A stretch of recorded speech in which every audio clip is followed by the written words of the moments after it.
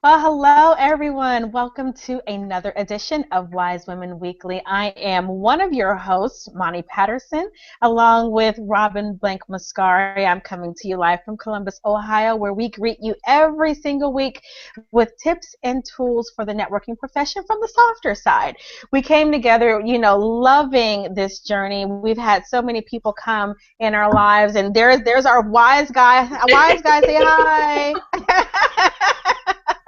We get to see the incredible Gregory Mascari, but that is the beauty of being in a home-based business like we are. So when Robin and I first decided to start doing these on a weekly basis, our heart and our intention really was to serve the profession, because so many people that were in our downline and outside of our downline were coming to us on a consistent basis, asking for assistance, tips, tools, and so on. But really, a lot of women were coming to us wanting to hear that heart-centered way that we share the business. And it's not about a right way or a wrong way. It's just a softer side, and it's just a different way that we like to build the business. And that's what we're here sharing with all of you. So today's topic is going to be so much fun as we're talking about effective communication tips for the networking profession. And so many people have asked this question, and we really have seen a need for today's program. And so as we continue to keep bringing you guys more and more value every single week, we want it to be things that you can take and implement into your business starting today.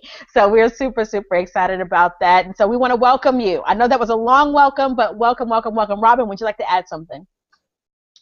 That was beautiful. I love I love what you said, and it really, like Monty said, it is our honor and privilege that you take the time to be with us, and our hope is that what we share here in our time together is things that can impact you on a personal and professional level, because the business is you. So I think it was Jim Rohn who said, work twice as hard on yourself as you do on your business, because that is your business. So shall we get started, Monty? I definitely think we should get started. We've got a really, really good topic today, and I know that you're going to be starting off sharing a lot about personalities, because a lot of times what people don't understand is different personalities that people are dealing with. I know that, well, I remember even in my own personal life, I remember thinking to myself, like, well, I don't understand this person, I don't understand that person. But when I began to understand the different personality types, it opened up brand new ways of communicating, because now we could understand each other and I could understand where they're coming from. And so I'm excited that you are about to share something about colors and how they relate to personalities, and how we can do that to communicate effectively with people. So take it away, Robin. All right. Well, let me start out by saying a very famous quote that says, "This business would be really easy if it wasn't for the people." So, with that said, it really, most of us don't come from a background of being a communication expert, being a psychologist, and here we are in the people business. And how many times do we actually get really great support on how to deal with people? And the larger your organization gets, the more people you have, the more interpersonal situations come up. And so what we want to do here today is it gives some basic guidelines for communication, understanding different personality profiles, and then take a look at some of the tips and some of the guidelines to be truly a networking professional. So let me start out with talking about different personalities. One of the great quotes out there in the world is, "Know thyself." And when I started many, many years ago in the personal development field, it's many decades ago, I've done many different personality profile tests, and it's interesting, they usually have 4 quadrants, not always, there's some that don't, but the simpler ones have 4 quadrants, and they're really basically divided into introvert and extrovert, goal-orientated, or people-orientated, and then the combination of those. And to realize that not one person is exactly just one style. We're all a combination of all of them, yeah. But certain people will have strengths in certain areas. I've done enough of these and I end up the same every time. And I know how to take the tests, and I know how to fool it if I wanted to, but I know myself fairly well. And this is one of the assessments I think is really valuable. I'm going to talk today about some material from the Color Code, and this is by Taylor Hartman, and I just think he does a beautiful job of simplifying and identifying the different personality profiles. So when you hear me share about the different colors and different styles, I invite you to, see what feels right to you, but you could actually go online to colorcode.com and take the test. And from that place, you'll be able to get a sense for yourself. And it's really powerful in our business is to understand yourself and understand the people you're working with, because learning how to communicate effectively will have our business be that much easier. So I'm going to jump in and I'm going to start, and I have this little set of cards from the Color Code, and it comes in a little package, and it goes through the different colors. So I'll just start out with the, usually you want to, the extroverts always need attention first, and so we'll start out with the extroverts, and then we'll move to the introverts, but realize that we're all a combination. So I want to make sure I read just a little bit, because I want to make sure I cover everything. So the reds, that's the first one. And a red is an extrovert that is goal-orientated. And so when you think about people in the life, their core motive is power. Their natural gifts are vision and leadership. And so strengths that reds have are they're decisive, they're assertive, action-oriented, task-dominant, determined, responsible, disciplined, confident, leaders, and proactives. So when you think about our business of networking, you probably know there's a lot of reds in this business. And sometimes the limitation of a red could look like selfish, insensitive, arrogant, they're always right, impatient, bossy, aggressive, demanding, obsessive. So we all have strengths and limitations. But reds have certain needs, and their needs are to look good, to be right, to be respected, but they don't need a lot of approval, just approval from a select few. And their desires and wants are to hide insecurities. They want to be productive. They want to be challenged. So when you take a look at a red personality, it's someone who wants to get the job done. They set their goals and they do it. They're not about fluff. Their focus is more on the results than the relationships. And sometimes some people can feel, if you're especially more of the person of the relationship-oriented type, that you can feel like you may be a bit forgotten. They might forget to acknowledge and appreciate things. They just go for the goal, and sometimes, I don't like to use this term, but it kind of gives people a good perspective. Sometimes there's kind of some dead bodies around. I know that's a strange thing to say, but, sometimes people don't feel like reds are very sensitive, because their orientation is, how do I get the job done? So when you're doing business with a red, there are certain things to pay attention to, and you want to make sure when you're talking to a red that you're prepared. You don't want to waste their time. They do not like fluff. They like the bullet points, the facts and figures, and keep it as succinct as possible, brief, specific.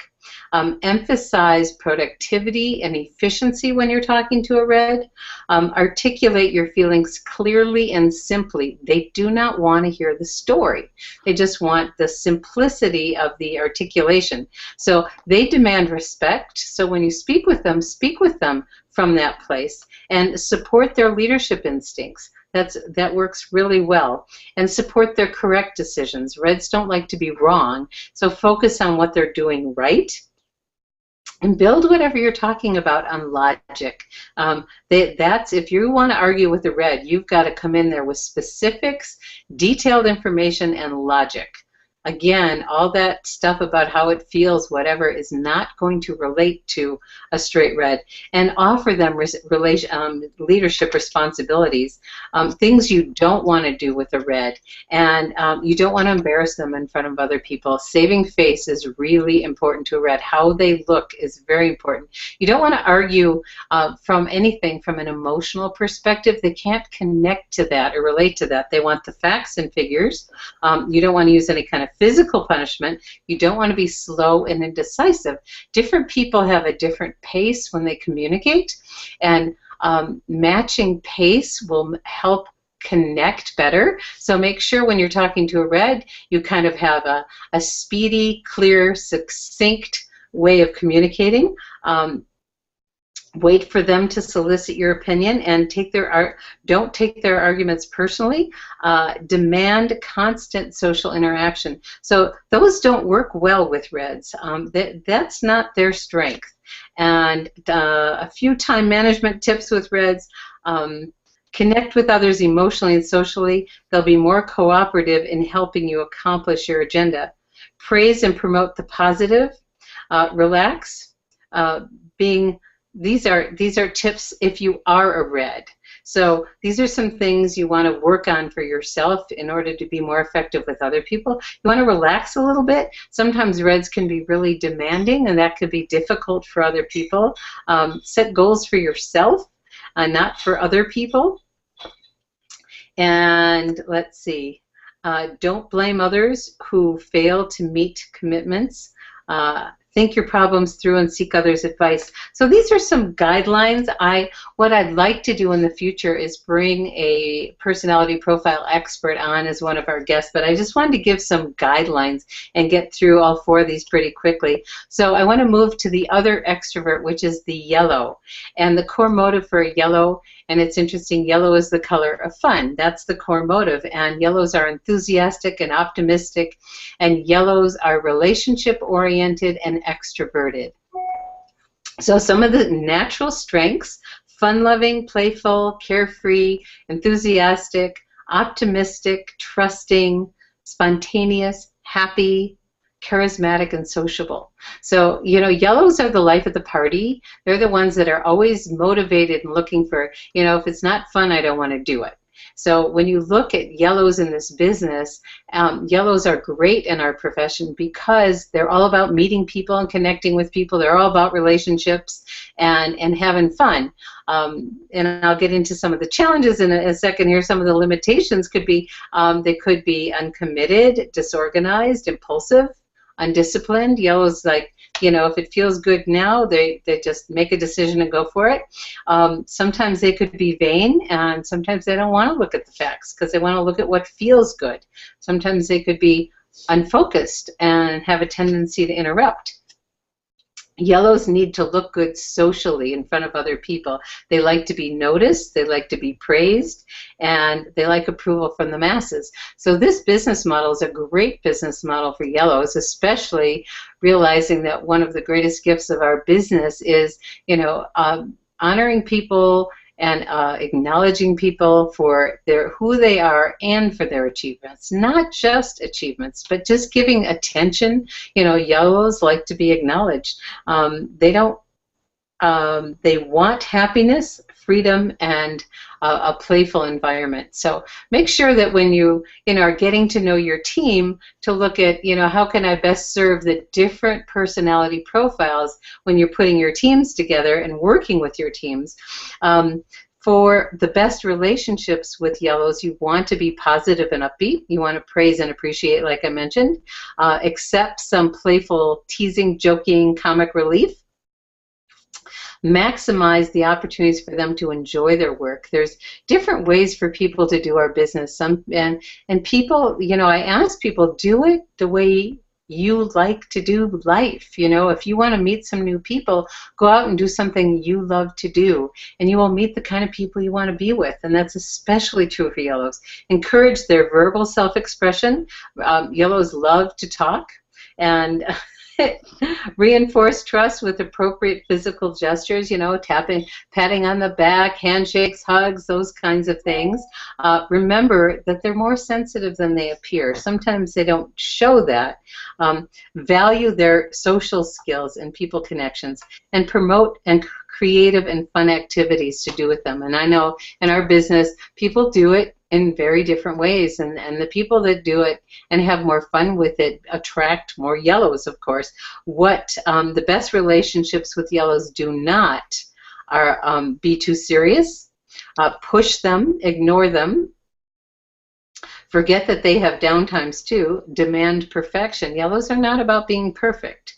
Remember, their focus is on relationships, not so much goals. Give them a lot of extra rope. Classify them as just lightweight social butterflies. You don't want to do that. You want to really honor and appreciate the skills that they have, the interpersonal skills, and totally control their schedules, because remember, yellows love freedom, and freedom is like a key bottom line for yellows. Some time management tips: if you are a yellow, realize that busyness is not necessarily business activities. Look at what does support that. Give what's truly important the legitimate attention it deserves. What's really supportive for yellows is to set specific goals and prioritize them, and focus on what's necessary rather than just what's fun. Quality requires both. And let's see.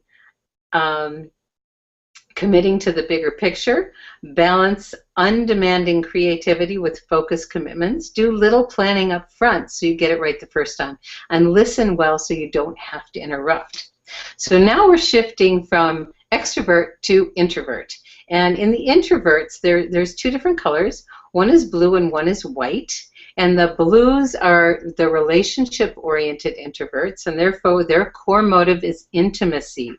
And their natural gifts are quality and service. Their natural strengths: compassionate, sincere. Blues, true blue, loyal to the end. Blues will be loyal to relationships above and beyond anybody else. They're thoughtful, they're committed, dedicated, dependable, deliberate, and many other things too. I'm just giving kind of a brief overview so you get a sense, and when you're listening to these, kind of think about yourself, think about your loved ones, think about your teammates, think about the people that you have the greatest challenges with, and kind of identify what color code may they be so you can actually communicate more effectively with them. Some of the limitations of a blue: they could be worry-prone and oversensitive. They could be judgmental and unforgiving. They can have a tendency to be a perfectionist and hard to please. They could be moody and jealous. They need to be good morally, and they need to be understood.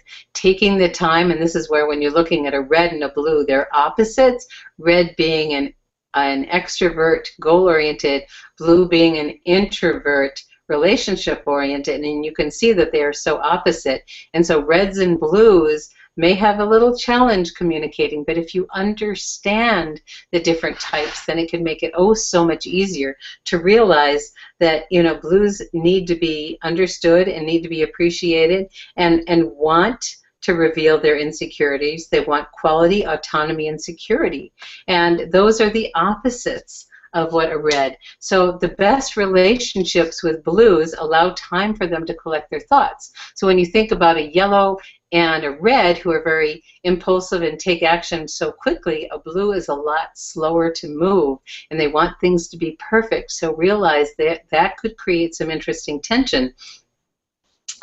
Take a sensitive approach, demonstrate your sincerity, limit their perceived exposure to risks. They're risk adverse. Appreciate them, be loyal.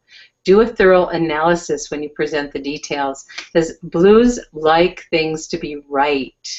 And for best relationships with blues, do not make them feel guilty. Don't be rude or abrupt with them. They're very sensitive. Don't expect spontaneity, because blues want to collect a lot more information before they make decisions. Don't abandon them. Don't demand perfection. Don't push them too quickly into, decision-making tasks, and ask them to forgive quickly when crossed. It may take them time. Don't demand immediate attention. So these are some interesting aspects of the blues. If you are a blue, thinking rationally rather than reactively when pressured, and that's an interesting, it's certain muscles we need to develop with each one of these styles to actually be our best. And again, you don't want to ever pigeonhole anyone, oh, you're this and you're that. We're all a little bit of everything, remember, and we all have strengths and we all have limitations, and the more we understand those from ourselves and with the people we work with, the easier our life will be. So don't set unrealistic expectations for yourself so that you become overwhelmed. And don't personalize your interaction with others. Focus on the task at hand rather than becoming discouraged or critical. And be practical with your time management. It'll free you to be more creative and less critical. So that's a little bit about the blues, and then finally about the whites. And it's interesting, leaving whites for last. Not really by design, but it happens a lot because whites don't need a lot of that. Whites are motivated by peace. That's what they want.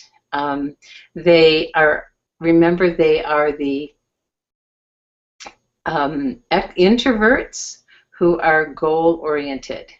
And so they're in the background a lot. They want clarity and they have tolerance. That's their natural gifts. Strengths, they're kind and satisfied, even-tempered, agreeable, easygoing. They're good listeners. They're considerate. They're diplomatic. Some of their limitations are they're timid and indecisive. Silently stubborn sometimes lazy. They're conflict averse, and these are important things to understand. A red doesn't mind conflict at all. It just wants to get the job done. Remember, their motivation is getting the job done, and the motivation for a white is for things to be at peace. So they want to avoid conflict, where red will jump right into conflict. Sometimes they can be ambivalent or uninvolved, and they need to feel good inside.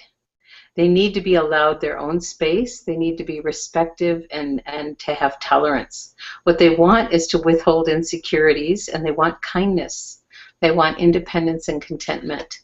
So for best relationships with whites, you want to accept and support who they are and where they come from, their individuality. And you want to provide a comfortable, non-threatening structure in which they can operate. You want to combine firmness with kindness and really be gentle with a white. And this is where, whites and reds can have a challenging time sometimes because reds can be very blunt and direct, and whites like it to feel good. Always try to be open and direct. Look for nonverbal cues. Hear them out. Listen quietly and carefully to a white. For best relationships with whites, these are things you don't want to do with a white. You don't want to be cruel and insensitive. You don't want to expect them to really excel in a social interaction. Whites are, again, the introverts, and going into a new social environment might be a challenging thing for them. You don't want to force them to express themselves either verbally or in writing. Notice the word force. You want to give them the space to do it in the way that works for them. You don't want to be too domineering or intense with them because, they will, back away. You don't want to force any kind of confrontation, and you want to speak slower with the white. And here again, that kind of building rapport. When you're talking to a white, it's a softer tone, it's a slower pace, and if your nature is to be really fast, you'll alienate. And so these are simple little things to learn with different kinds of people. Don't demand their leadership because that's not something that's really motivating for them. A few other tips for whites: if you're a white, to state how you feel and really what you perceive about yourself. Empower others by addressing issues rather than avoiding them. That's a stretch for a white. It's a muscle to develop to be more effective. And realize that I know whites aren't typically, they're typically conflict averse, but to be more receptive to realize, conflict is actually an enriching situation and create some wonderful ideas when you seek other people's input. And, seek a sense of urgency, because whites can miss living passionate lives by refusing to get excited by projects and people. So anyway, that was kind of an overview of the color code and the different personality styles, and realize that we're all different. And the more we understand, and I really do invite you to have the people that are closest in your life, and to take a look at the people that you're most challenged with, and to realize it may be something as simple as you may be a yellow and they may be a red, and you want to, talk about all the story and all the fun you had, and a red is only interested in, how am I going to get from here to there as quickly as possible. So for us to learn to be more effective in our communication with the different styles will make a big difference in our effectiveness personally and professionally. And another session we're going to have, because it's one of the most important interpersonal skills ever, is listening. Because we're taught to read and write and arithmetic, but we don't typically get listening education. And we have some masters in our life that do a tremendous job. So we'll get into that in the future because it's really important. But back to our business. And we live in a relationship business model. So really taking the time to educate yourself on things that are really important to learn to be effective interpersonally can absolutely transform your effectiveness, and even more importantly, transform the quality of your life, of really, really interacting with different people and realizing that that's the juice in life, is learning how to do that and enjoying the gifts and strengths of each other, and developing those muscles for the limitations that we all have. So that's a little summary. So Moni, I know I covered a lot in a very short period of time. You want to make some comments about that? I do. I was probably making all kinds of faces because, as my husband tells me, he says I can never hide how I really feel. He said it never would matter what you say. He'll go, "What's wrong?" And I'll say, "Oh, nothing." He'll say, "Okay, let's try again. What's wrong?" Because your face tells it all. So as you were were explaining, I mean, all these different faces were popping in my, popping up for me. And then, of course, my own, I'm going, that's me, And so I love that, and I can't wait to read the book, because there were two that were pretty dominant for me, and that was red and yellow. Those are, not that I have some of every one, like we all do, but red and yellow, I'm like, ooh, which one? I don't know, It's I found myself kind of a blend, of the two of those, because I'm by no means an introvert. Well, maybe a little bit, but I don't really think I'm an introvert at all. But that was really, really great to hear, because now, I was even thinking about some people who have approached me that I have had challenges with, and I'm going, okay, that makes sense now, because you begin to, I think the thing that I love about this is it helps you honor where people are and who they are, because, a lot of times, we'll try to fit people into the mold and the model that we want them to be in based upon who we are and what our style is and what our thought process is and what our personality is, and this way we're learning how to meet people where they are without dishonoring where they are. And so I think that that's awesome.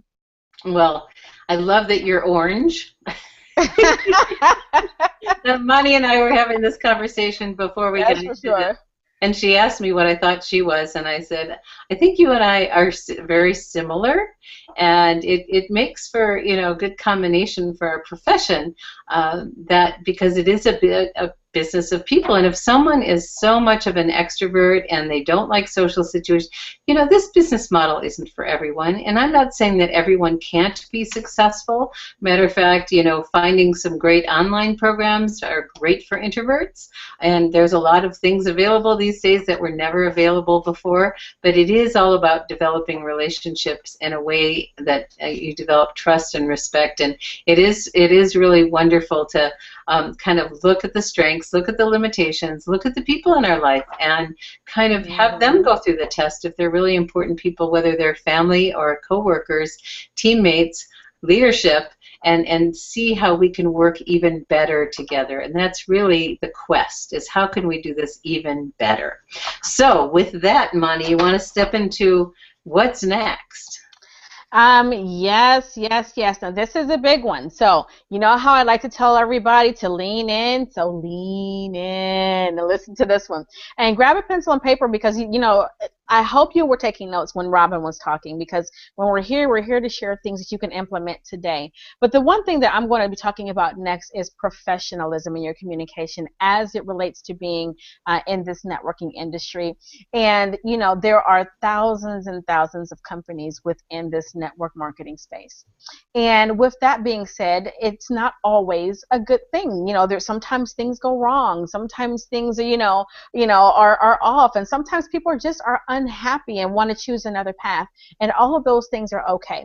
But here is what is not okay for you to do in order to be seen as a professional and to behave as a professional in this industry.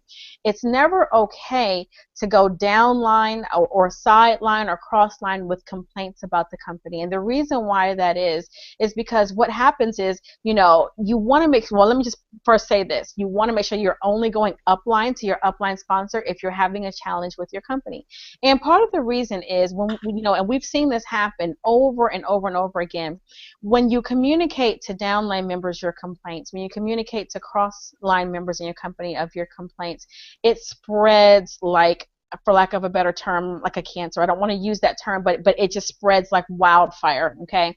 And it ends up, eventually meaning oftentimes the downfall of your organization. And the reason why that is because, if you are not confident, you don't want someone who's in your downline or your cross line or whatever to be hearing what I like to call poison. I always use the term saying a little leaven spoils the whole loaf, and so you don't want to spread things, cross line or downline that will be harmful to the organization, because here's the thing, things change. Oftentimes, sometimes companies, may be having an issue, but maybe they'll correct that issue. But you've already planted seeds of doubt into other people, especially within your downline. But the other reason why I don't like to see it crossline, I know Robin probably feels the same way, is because honestly, it's disrespectful to someone else's recruit. If you're going and spreading something that you shouldn't spread to other people that are within their organization, then that's giving that person's upline another challenge to have to deal with that they really shouldn't have to deal with, and especially if it wasn't an issue for that person. And so we want to make sure that we're handling things in a professional manner, only taking them to your upline, never going to social media and airing out your complaints and your bashing and all of those things. In this age of social media, you can put anything out there on the internet. But here's the thing, people watch what you do. And I've learned that very, very, very, even very, very recently. The thing is, you don't really realize how much people are watching what you do. I don't ever seek to do things because I'm thinking that people are watching. I just seek to do the right thing. And the right thing is, even if you want to move on, or even if you have a complaint, to do it gracefully, to do it tactfully. It doesn't have to be a thing where you're going out, even if you do have legitimate grievances, you don't have to make those everyone else's business. And even if you have legitimate complaints, or you legitimately have found a better opportunity, that happens sometimes. But you never want to do that by dishonoring where you've been, even if you have legitimate complaints, because it makes you look bad as a professional. And believe me, people watch what you do. So Robin, do you want to add anything to that? Well, I want to thank you for that. And what I realize is so many people are new to the profession, and this guideline is truly a guideline for life. When I go back to my Covey training, I remember Stephen talking about be loyal to those not in your presence. And that's such a wonderful guideline for life, because if you're talking about people or situations behind their back, they're going to think, well, what happens when I'm not there? What's going to happen? And what you said, Mani, I think is really, really important. When we talked in one of our early sessions about personal branding, people are watching. And if you're venting negativity and people are looking for a professional, they're going to cross you off. And so I remember watching a biography years ago on Carol, oh boy, what's her name? Carol Burnett. Carol Burnett. Mm-hmm. And it was her sidekick that looked like her. And she said, you know, I've never, in my entire, I don't know, it was 50 or 60 years of knowing her, I never heard her say anything negative about anyone, ever. Mm-hmm. Now, that is pretty darn amazing. And when you think about that, and you know, stuff happens to all of us. And it could be that you had a shipping problem, and then you put it on social media, or you tell people that you don't have, you know, whatever. And it could have been your fault. It could have been that you had the wrong address that you typed in when you put your application in. Who knows? It doesn't matter. And so that guideline is one of the most important ones in our profession. When you have a challenge and in life, you want to go to someone who could do something about it. And that would be your upline or the company, or someone who could do something about it. And when there is a problem, or it's an interpersonal problem, it's, you know, a shipping problem, whatever it is, you want to make sure that you only go to an upline or someone who could do something about it. And to protect sideline and downline, because our job is to keep, I know Gregory early on was saying to me, you know, the larger your organization is, the more challenges you have, and our job in leadership is to keep the waters calm, no matter what's going on, because the higher you are in an organization, the more you know about what's going on. And if people that are young in the business and they don't understand so much, if they heard some of those things, it could be enough to impact their belief in a very serious and significant way. So our job is to keep the feathers calmed, even in times of turbulence. Mm-hmm. And that is what we get to do. And you also said doing the right thing. And I think always the right thing is to be respectful, and impacting people that are not on your team, impacting others that you are not responsible for, is a disrespectful thing to do. So that number one guideline, I think, is one of the most valuable things for people to embrace. And if you don't have someone to go to, you know, there actually is always someone to go to, whether it's customer service or a corporate executive or someone else in your upline. You can always find someone to go to for that. So thanks, Monty. Thank you, Robin. You know, it's so important. It's so important, because, you know, it could mean, you know, the difference between, you know, that person's future and your own, you know. And so when we always cloak ourselves with honor, we give out honor, we receive that in return. And, you know, even when we don't seek it, it's just the natural byproduct of what we do. So make sure that when you're thinking of doing something, you know, when you're thinking about doing something on social media, you know, ask yourself, is this an honorable thing to do? Is this something that, if I looked back at my professional career, you know, I remember seeing a quote that said, would the little girl you be proud of the woman that you are today? And so I would like to take that with the same network. You know, would the professional you know, be proud, you know, of who you are today? And so you want to think always in the terms of the future. You know, how will what I'm doing today, how will what I'm saying today impact my life, impact my business, impact how I am perceived, you know? And so when we look back, especially if you're serious about building, you know, yourself up in this profession and becoming a professional, you always want to think about how your actions today will affect you tomorrow. Not to say that we won't make mistakes, but because you are aware, then you have a responsibility to do better. So that's really, really important. I love it. Cloak ourselves with honor. That is so beautiful, my dear. So beautiful. Mm-hmm. And I want to add another Covey piece in here, because many of you know that I was involved with the Covey Leadership Center for many years, and was able to offer the course, The 7 Habits of Highly Effective People, every week for many years, and it got ingrained in me. And I remember Stephen talking about the circle of concern, circle of influence. What is mine to do? And even though out of pure intention sometimes we want to be of support and help, but it may not be ours to do. And so it's, again, developing a muscle of what is mine to do, because when we focus on what we have influence, our influence and ability to impact the world grows even more. And another piece I want to make sure to mention is, you know, when you have great stuff going on, you got a great story, you got, you know, something's really working for you, you want to share it with everybody. And so, our job is, energetically to support what's really working out there. So if you've had some great testimonials, if you've, figured out a way to grow your business that is really working and really fun, you want to share those things with everybody. That's a great thing to share on social media, or asking questions, how could I be even more effective? This is working. So really celebrating is something that you want to spread everywhere, because our business is based on belief.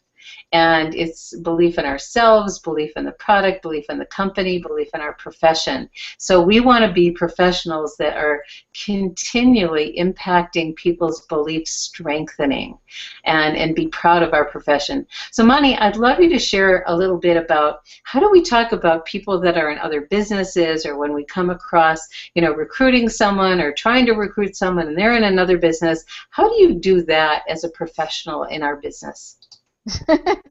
I love that question. I like never get into business battles. And I think it goes along with what we were saying before about the importance of honoring. Whenever you're communicating with someone about your opportunity, they actually may be open, but a lot of times when you start off by saying, oh, well, you're in that, let me show you why mine is better than yours. Or, oh my gosh, there's so many people leaving there. Are you sure you want to be there? Or, ooh, guess what I heard about that CEO? You don't want to be, you want to get as far away from there as possible. All those things do is put up a defensive stance. At that point, they're no longer hearing you. They're hearing, okay, why are you coming to bash what I'm doing? Why are you showing up in my, at this point in time to tell me why you're better than me? It almost, it really is a sign of an amateur. It's almost like the na, I'm better than you are. Look at my company versus yours, and it's like nobody likes a teaser, right? It's like nobody likes a teaser, and that's kind of what it happens. Even though we're older, and we want to be more mature, and you may actually believe that about your company, and guess what? It may be true. That doesn't mean that that is what you say. Okay, you never ever want to put people in that space to where they feel that they have to defend their company and they're having to tell you why they are okay. And I remember, I'll tell a quick story if that's okay. I remember going to a workshop, and there was a woman in front of me, and I was in between companies, okay? But there was a company that I was looking at really seriously, and she sat in front of me. She introduced herself. She was really nice, and she says, she told me her company, which I'm not going to mention. She told me the company that she was with. And so you guys are going to see a different side of me when you hear how I reacted. But bottom line, she asked me what I was interested in. And I said, well, I'm taking a serious look at, blank company, and that's the one, that's the forerunner for me right now. And she just began to just everything horrible that she could possibly think of, and everything that she said really had no factual basis. It was really about, I'm going immediately into recruit mode, but her recruit mode was also attack mode. And anytime, she's, this is why we're better, boom, boom, and this is why, and look at me, I've got a binary. What do you guys have? I'm like, first of all, I'm not in the company, I'm seriously considering the company, and we all have our preferences for different compensation plans and different things, but that's not the point. The point was that she was so overbearing, and it got to the point where she began to be offensive because she did not allow me the space to be able to hear her, number one, to be able to see her business opportunity. So instead of her pointing to a tool, she became the brand. She became everything that I now associated with that company. And I said to her, you probably do have a really great company, but because of how you behaved with me today, I will never, ever take a second look at your company. Wow. And I meant that. I absolutely meant that, because she was so attacking. And to this day, I have never, ever taken a second look at that company, because even now I associate her behavior, even though it may not be fair for the company, but her behavior was so overbearing in terms of attacking everything else, and so she moved from me to other people, and that's just not the way you want to build a business. You can believe in your company, and people will sense your energy, they'll sense your positivity, they will sense your belief level, and if you are, and you want to ask them respectfully, are you open to seeing what I'm doing? No pressure, there's no, I'm not trying to take you away from what you're already doing. Are you open to taking a look? And they may not be, and that is okay. And you need to create the space of letting them know that it is okay if you are not open to looking at this time. But the important thing is, let's build a bridge. Let's stay in touch. They will be more respectful of how you behave with them, to where if they do become open in the future, they will remember how you dealt with them honorably and respectfully. Whoa, whoa, whoa, whoa. I love what you just said. And I think for a lot of us to realize that we are the representatives for our company. Yeah. And we want to be in alignment with the culture and the values. And what Mani said about building relationships, because sometimes it's a right time, sometimes it's not. And when talking to people that are in other businesses, it's, you know, being really open and asking great questions, saying, what do you love about your company? You know, what's really working? You know, if they say they're with a company, I say, great, tell me what you love about it. And I'm not trying to recruit them. You know, I'm wanting to genuinely connect and learn, because you never know what you can learn. Yeah. And what Mani said, I think, is really important, because things change for everyone. They just do. I've been in a few companies. Mani's been in a few companies. Yeah. Life changes, time changes, whatever. So the relationship maintains if you build one of trust and respect. And so what you said about building a bridge, and you know, would it be okay if we stay in touch? And I was talking to a friend today who is one of my absolute favorite women leaders in this business model, and I said, I'd love to have you on our program sometime.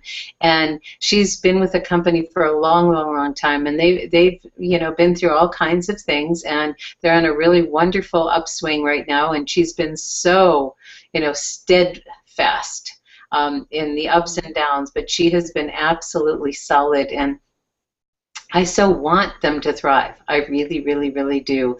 I love this profession, and if all of us can come from the place of honoring the profession and wanting people to succeed and wanting people to find a fit in the right business. I know there's certain businesses that do business. I like to find out, you know, what's a day in the life like? You know, what's the best method of operation? And some people love to do, you know, meetings and home parties and, you know, internet or whatever it is.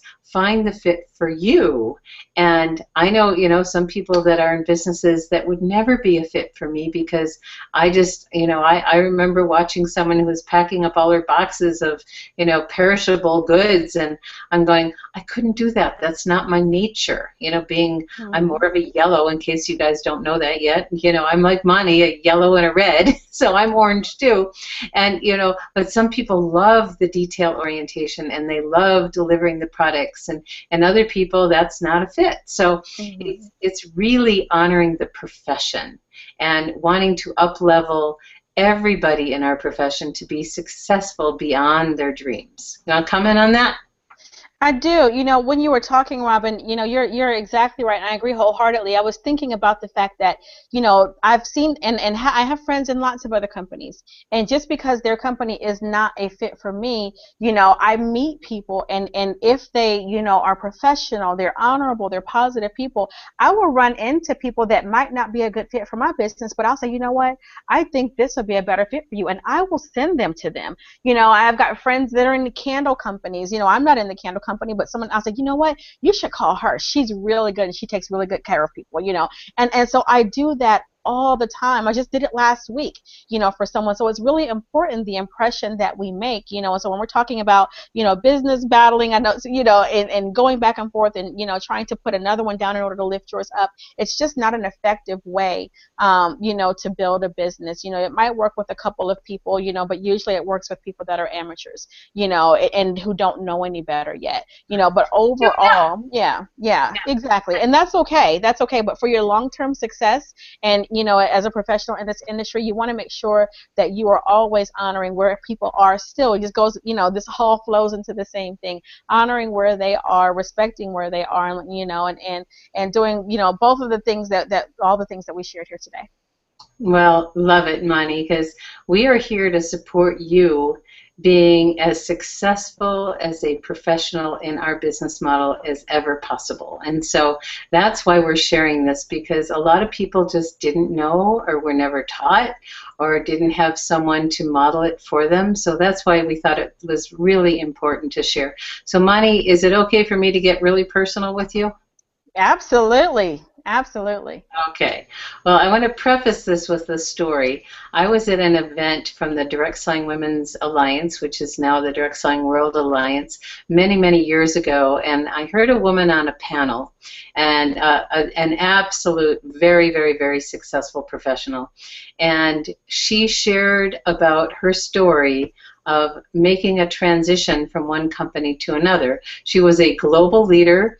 It had tremendous respect all over the world, but she, for personal reasons, was making a change and for something that was even a better fit for her. And when she shared, she did it with such grace and such poise and professionalism. I was so drawn to her. And we became really special friends. And she went on to move on to something that was a better fit for her. Part of it was her personal work of working with people and their image. But she also went on to another company and again became a global leader. And it really deeply touched me on how she did that. She could have done it many different ways, but she was an absolute professional, honoring and respecting where she came from, moving in a new direction. And so, Mani, I know that you've recently made a significant change in your life, and what you did was beautiful. It was graceful, it was respectful. So I'd love you to share a little bit more about that, because I know it's not an easy thing when people make a change to do it as an absolute pro. So could you share a little bit about your journey? Sure, sure. Yeah, that's interesting. I didn't know I was going to talk about that, but that's awesome. You know, I think the most important thing, that I always like to do, whenever it's time for a transition, because life is full of them, and we oftentimes will have many of them, is to honor the journey. And you'll hear me using that word honor a lot, but I love to honor the journey because all roads, we're all on a path, and we're all on different paths, and I don't take experiences as quote unquote negative. Now, I'm not saying that they always feel good, but what I am saying is every situation shows up to teach me something. Every place that I've been has enriched my life in some way, whether it's through connections, whether it's through me becoming a better businesswoman, whether it's me learning how to handle conflict, whether it's me learning different skill sets or how to do business in a more efficient way.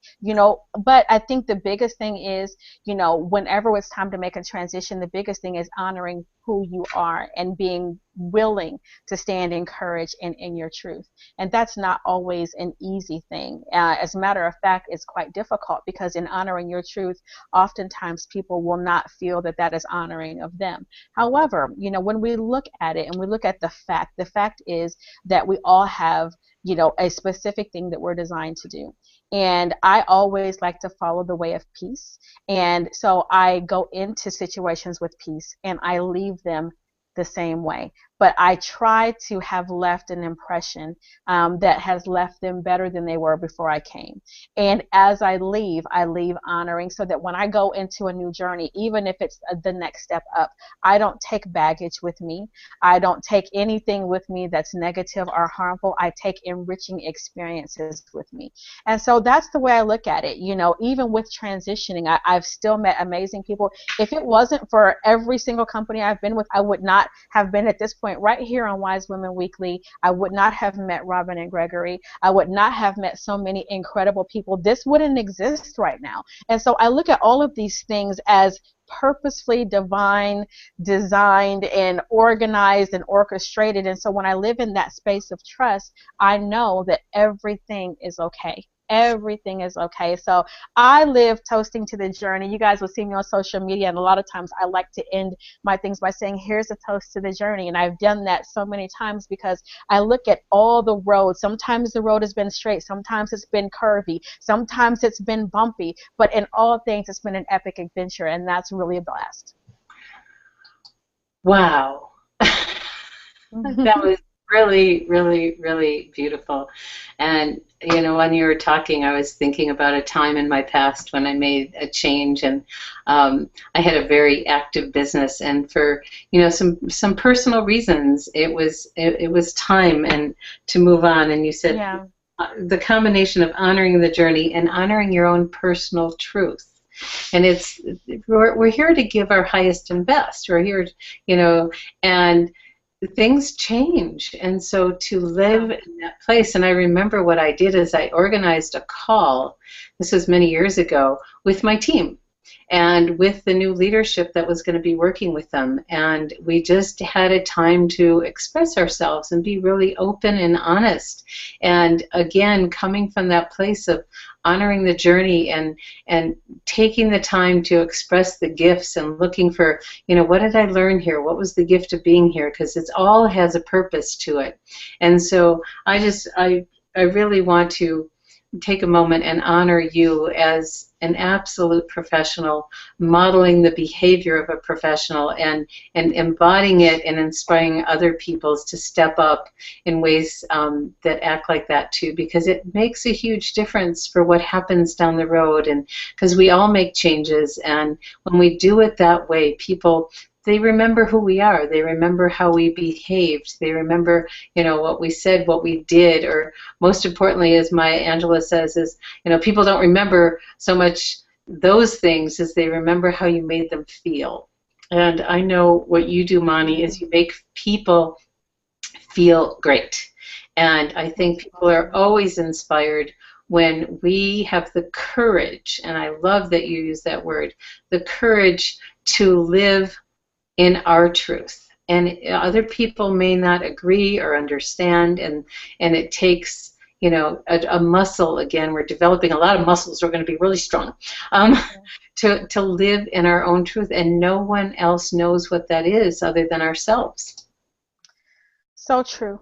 Thank you so much. And thank you for allowing me to say that publicly, you know, and to share that publicly. That was a really special moment because, you know, my decision and my truth doesn't distract from anyone else's truth. You know, their truth may be to stay the course and to stay with the journey. And I honor that, and I say rock on, you know, and love, love, love that, you know, and I love this space to be able to share, you know, and that's exactly what we're doing, Robin. We're sharing how to do things with grace. You know, this is from the softer side. We talk about that a lot, but when we do it filled with grace, filled with love, filled with honor, you know, that's just the way to move forward, because I just believe that love, honor, respect, and all those things, I believe it attracts success. So you kind of become an energetic magnet for that. But it can't be fake. You know, you've got to be sincere in that desire. You know, that has to be the embodiment of who you are, you know, and when it's the embodiment of who you are, you just kind of ooze it, and it just kind of,